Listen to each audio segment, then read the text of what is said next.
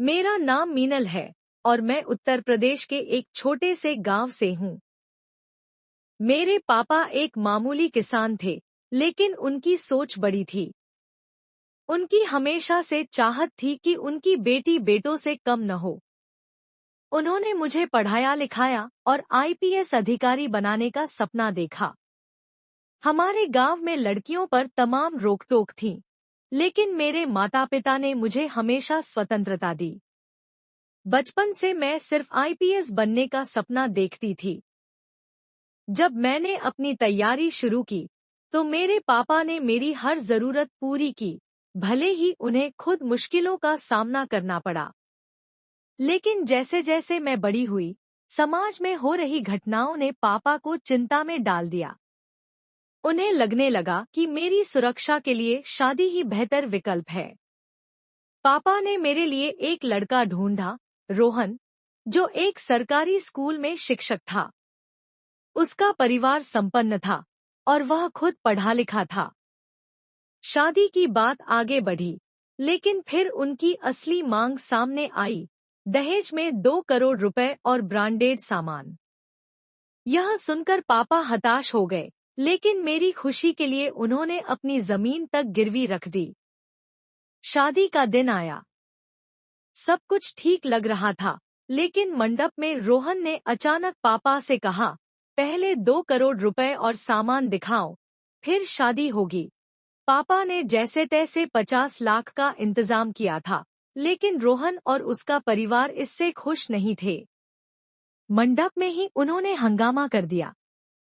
यह सब देखकर मेरा खून खौल उठा।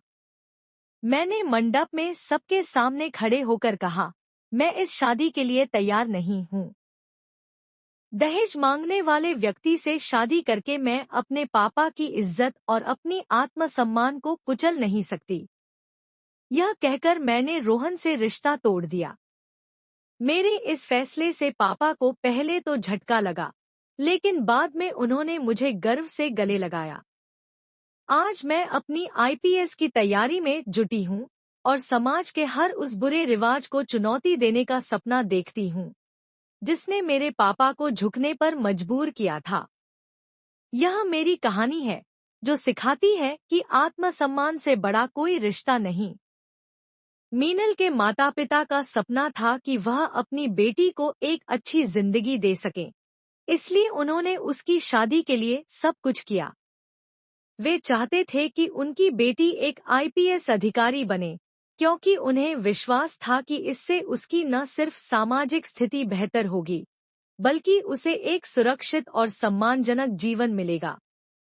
लेकिन शादी के दिन एक बुरा मोड़ आया, जब रोहन ने अपनी शर्तों को लेकर अपने परिवार को उलझा लिया। रोहन की मांग थी कि उसे 1 रुपया करोड़ का दहेज चाहिए, और जब तक यह रकम पूरी नहीं होती, वह मीनल से शादी नहीं करेगा। मीनल के पिता ने हर संभव कोशिश की, फिर भी रोहन का रुख नहीं बदला। यह स्थिति इतना बिगड़ी कि शादी की तारीख पर ही पूरे घर में हंगामा मच गया। मीनल अपने कमरे में सज-धज रही थी। उसे कुछ भी अंदाजा नहीं था कि बाहर क्या हो रहा था। जब उसे यह पता चला कि रोहन ने उसके पिता को थप्पड़ मारे हैं, तो उसका गुस्सा 7वें आसमान पर था। उसने बिना किसी डर के रोहन से कहा, तुमने मेरे पिता पर हाथ कैसे उठाया? मैं तुमसे कभी शादी नहीं करूंगी। मीनल ने अपने पिता से कहा, अगर यह लड़का सिर्फ पैसे के लिए मुझसे शादी करना चाहता है, तो मुझे उसकी जरूरत नहीं है। शादी के बाद वह मुझे ताने देगा, मुझे प्रताड़ित करेगा। ऐसे किसी से शादी करने की बजाय मैं अकेले जिंदगी जीना बेहतर समझती हूँ। यह सुनकर सभी लोग हैरान रह गए, लेकिन रोहन फिर भी अपनी जिद पर अड़ा था।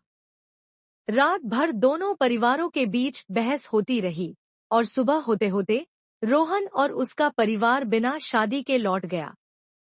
मीनल के माता-पिता को बहुत दुख हुआ, लेकिन मीनल ने उन्हें यह समझाया कि यह अच्छा हुआ कि उनकी बेटी उस लालची घर में नहीं गई।